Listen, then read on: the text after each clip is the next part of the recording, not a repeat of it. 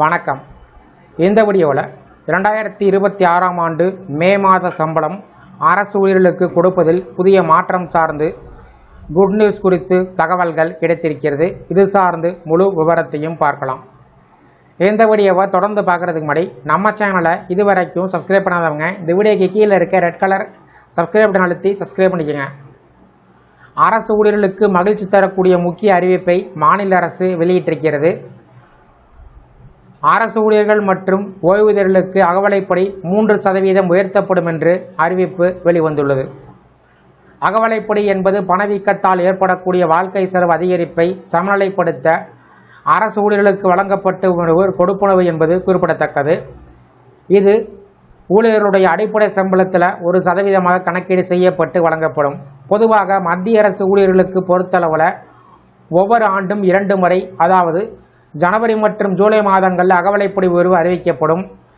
பல நேரத்தில் அகவிலைப்படி என்பது ஹோலி அல்லது தீபாவளி போன்ற முக்கிய பண்டிகைகளுக்கு முன்பு அரசு ஊழியர்களுக்கு வழங்கப்படுவது குறிப்பிடத்தக்கது.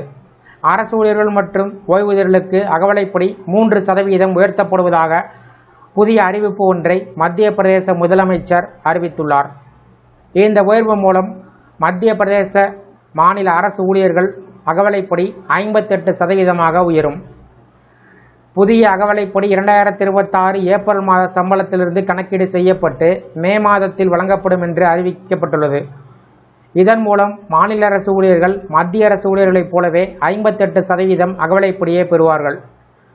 மேலும் 2025ஆம் ஆண்டு ஜூலை மாதம் முதல் 2026ஆம் ஆண்டு மார்ச் மாதம் வரை உள்ள அகவிலைப்படி நிலுவைத் தொகை 2026ஆம் ஆண்டு மே மாதம் முதல் 6 சம தவணைகளில் வழங்கப்படும் என்று அரசு தெரிவித்துள்ளது.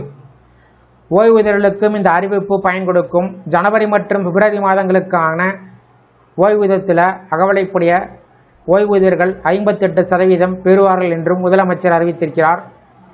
இது குறித்து மேலும் பேசியுள்ள முதலமைச்சர், சமூகத்தின் அனைத்து பிரிவு மக்களின் நலனுக்காக அரசு தொடர்ந்து செயல்பட்டு வருவதாக தெரிவித்துள்ளார்.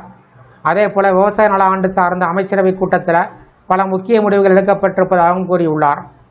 இந்த 3% அகவிலைப்படி உயர்வு சார்ந்தும் அகவிலைப்படி நிலுவைத் தொகை வழங்கப்படுவது சார்ந்தும் வந்துள்ள அறிவிப்பு குறித்து உங்களுடைய கருத்துக்களை கமெண்ட் செக்ஷனில் பதிவிடுங்க. இந்த வீடியோ பிடிச்சிருந்தா வீடியோக்கு ஒரு லைக் பண்ணுங்கள். இந்த வீடியோ அனைவருக்கும் ஷேர் பண்ணுங்கள். மற்றும் ஒரு பயனுள்ள வீடியோவில் சந்திப்போம். நன்றி.